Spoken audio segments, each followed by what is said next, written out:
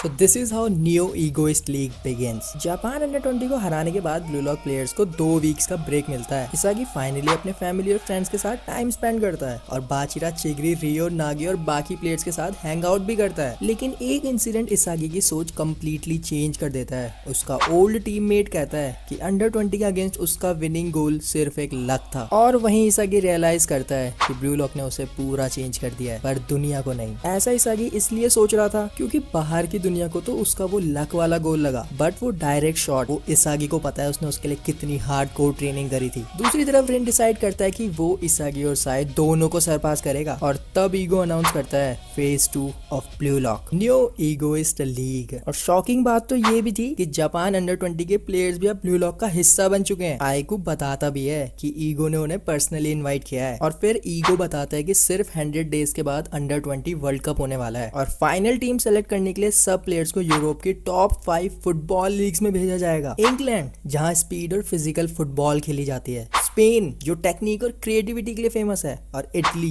जो टैक्टिक्स और smart football का किंग है, फ्रांस जो यंग सुपरस्टार को डेवलप करता है और जर्मनी जहां लॉजिक और रेशनल फुटबॉल का रूल चलता है। और जर्मनी ही वही टीम है जहां वर्ल्ड नंबर 1 स्ट्राइकर नोएल नोआ खेलता है। अब हर प्लेयर के पास सिर्फ 90 मिनट्स थे अपनी ड्रीम लीग चूज करने के लिए, क्योंकि इसी डिसीजन पर डिपेंड करेगा कौन बनेगा जापान अंडर 20 टीम का स्ट्राइकर। सब प्लेयर्स अपनी अपनी फिलॉसफी के हिसाब से डिसीजन लेते हैं। चिगरी, नागी और रियो इंग्लैंड चूज करते हैं। बाचिरा स्पेन चला जाता है क्योंकि वो अपने इंस्टिंक्ट को फॉलो करना चाहता है और काफी सोचने के बाद इसागी भी अपने आइडल नोएल नोआ की वजह से जर्मनी चूज कर लेता है। इसके बाद अपना ईगो न्यू ईगोइस्ट लीग के असली रूल्स एक्सप्लेन करता है और वो बताता है कि ब्लू लॉक के अंदर ही यूरोप की टॉप 5 क्लब्स का एनवायरनमेंट रिक्रिएट किया गया है। हर क्लब को ट्रेन करेगा एक world class master striker. Germany को लीड करेगा नोएल नोआ, इंग्लैंड में क्रिस प्रिंस, स्पेन में लविनो, इटली में स्नफी और फ्रांस में सिर्फ 17 साल का football monster Julian Loki AKA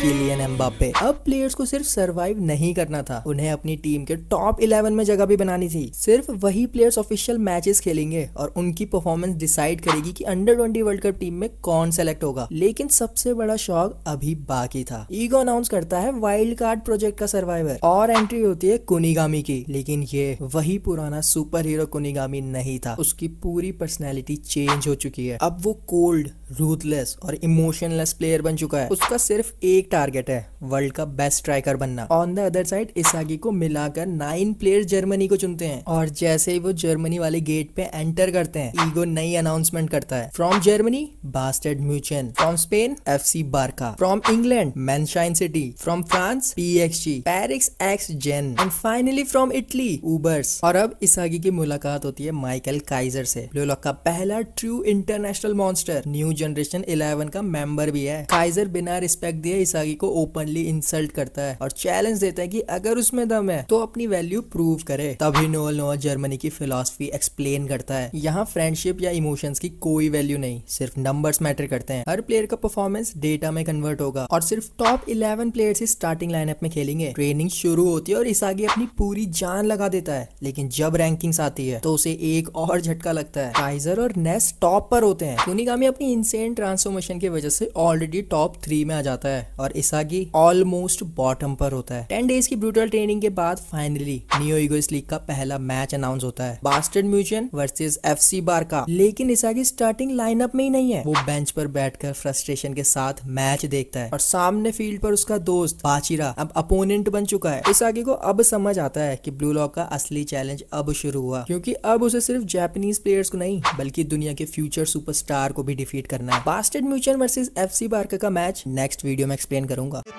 Tenta pôr a orelha, mas vem sem fazer careta. Tenta pôr a orelha, mas vem sem fazer careta. मैं अपने YouTube चैनल पे लाइव स्ट्रीम करता हूँ every Sunday and Wednesday at 9 PM, जहाँ हम अपने favourite character के बारे में बात करते हैं। सो लाइव स्ट्रीम में जुड़ना मत भूलना और सब्सक्राइब करना तो बिल्कुल भी नहीं।